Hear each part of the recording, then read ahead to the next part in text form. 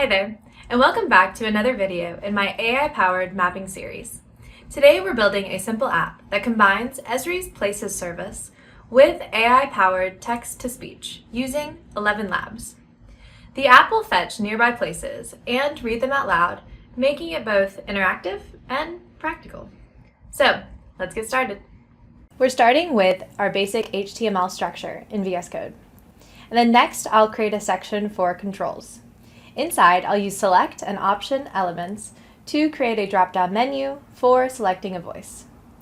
Then I'll add a button to fetch and speak the nearby places.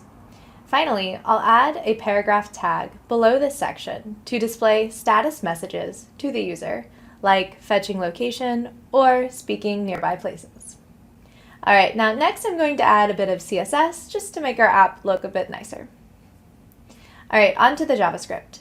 Now, first we need to define the keys for the services that we'll use. So we're going to add the ArcGIS token for Esri's Places service and the ElevenLabs API Key for text-to-speech. Next, I'll add a helper function called fetchData. And this will be a simple utility to handle API requests and parse the JSON response. Now, let's create a function to fetch the available voices from ElevenLabs and populate our drop-down menu. I'll call this function populateVoiceSelector, and I'll start with an API request to ElevenLabs, making sure to include my API key as a header, and if the response contains voices, we'll store them, and if not, we'll return an empty array.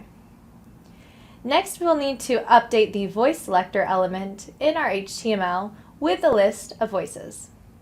Now, let's add functionality to fetch nearby places using Esri's Places service. We'll create a function called fetchNearbyPlaces to handle this. In this function, we'll take the user's latitude and longitude as input. Then we'll call the fetchData helper function using Esri's Places API URL. We'll pass the coordinates and radius into the request, along with the ArcGIS token. And finally, we'll return the results array from the response or an empty array if no results are found. Next, we'll add the text-to-speech functionality with ElevenLabs. Let's create a function called Speech with ElevenLabs that takes in the text that we want to speak and the selected voice ID. So in this function, we'll make a post request to ElevenLabs text-to-speech API. And the voice ID tells the API which voice to use. And the request body is going to contain the text to convert and the model ID.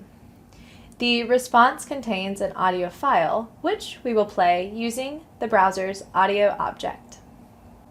All right, now that we have the functionality to fetch nearby places and convert text to speech, let's tie them together with a function called speakPlaces.